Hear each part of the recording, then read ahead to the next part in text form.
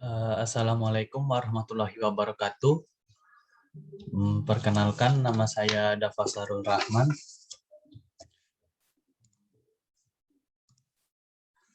Perkenalkan, nama saya Dafa Sarul Rahman dari kelas L4507 dengan NIM 11022102224. Di sini saya akan mempresentasikan tugas pengganti UTS mata kuliah pengenalan teknik elektro dengan ide saya yang berjudul Smart Shoes. Di sini ada 4 pokok pembahasan yang akan saya bahas. Yang pertama ada latar belakang, yang kedua ada prinsip kerja, yang ketiga ada kelebihan dan kekurangan, dan yang keempat ada kesimpulan. Yang pertama, latar belakang. Pengertian sepatu. Sepatu adalah salah satu jenis alas kaki atau footwear yang biasanya terdiri atas bagian-bagian sol, hak, kap, tali, dan lidah. Biasanya juga terbuat dari kanvas atau kulit yang menutupi semua bagian mulai dari jari jemari, punggung kaki, hingga bagian tumit yang difungsikan untuk melindungi kaki dari kotoran berupa debu, kerikil, atau bahkan lumpur. Pengelompokan sepatu biasanya dilakukan berdasarkan fungsi atau tipenya, seperti sepatu resmi atau pesta, sepatu santai atau kasual, sepatu dansa, sepatu olahraga, sepatu kerja, sepatu ortopedik, dan sepatu minimalis. Secara umum, sepatu digunakan sebagai alas untuk melindungi kaki dari berbagai bahaya seperti batu, benda tajam, dan lain-lain. Sepatu juga banyak digunakan untuk fashion. Permasalahan. Pada saat ini, masalah yang sering dihadapi dalam penggunaan sepatu antara lain, pada saat berlari, seseorang ingin mengukur jarak yang ia tempuh dan beberapa kalori yang dibakar saat berlari. Namun, ia harus membawa handphone atau smartwatch untuk melakukannya. Hal tersebut menurut saya kurang efektif karena membuat kita membawa beban yang berlebih saat berlari. Oleh karena itu, di sini saya ingin membuat teknologi pada sepatu yang dapat mengukur jarak tempuh dan kalori yang dibakar pada saat berlari. Awalnya di sini saya ingin membuat sepatu yang dapat melayang di udara pada ketinggian tertentu. Namun saya rasa hal tersebut masih kurang memungkinkan. Kemudian saya mencari di internet mengenai teknologi yang telah dikembangkan pada sepatu.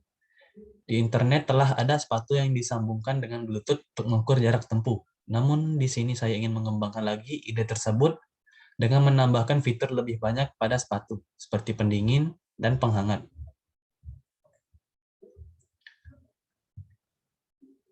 Selanjutnya ada prinsip kerja.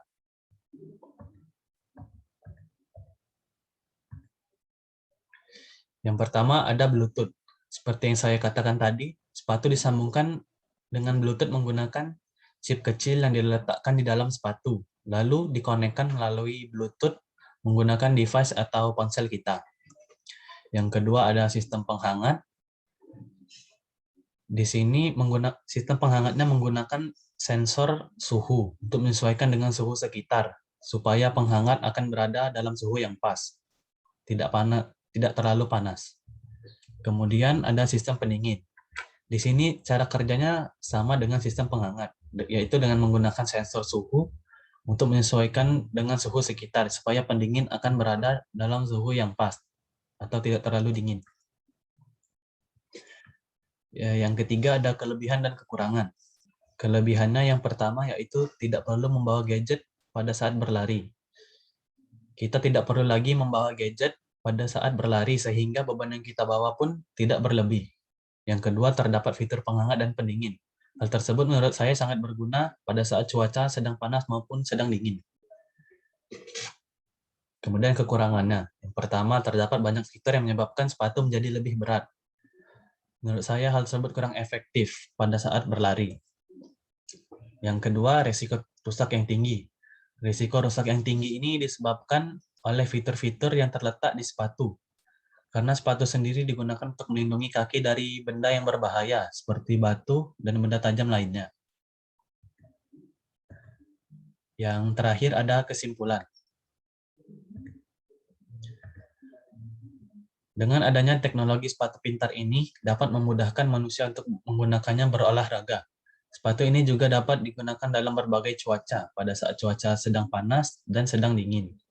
Namun resikonya yaitu sepatu pintar ini kemungkinan rusaknya cukup besar dan kurang efektif. Terima kasih. Sekian dari saya. Saya mohon maaf apabila terdapat salah kata. Kepada Allah saya mohon ampun. Saya akhiri. Wabillahi taufiq wal hidayah. Wassalamualaikum warahmatullahi wabarakatuh.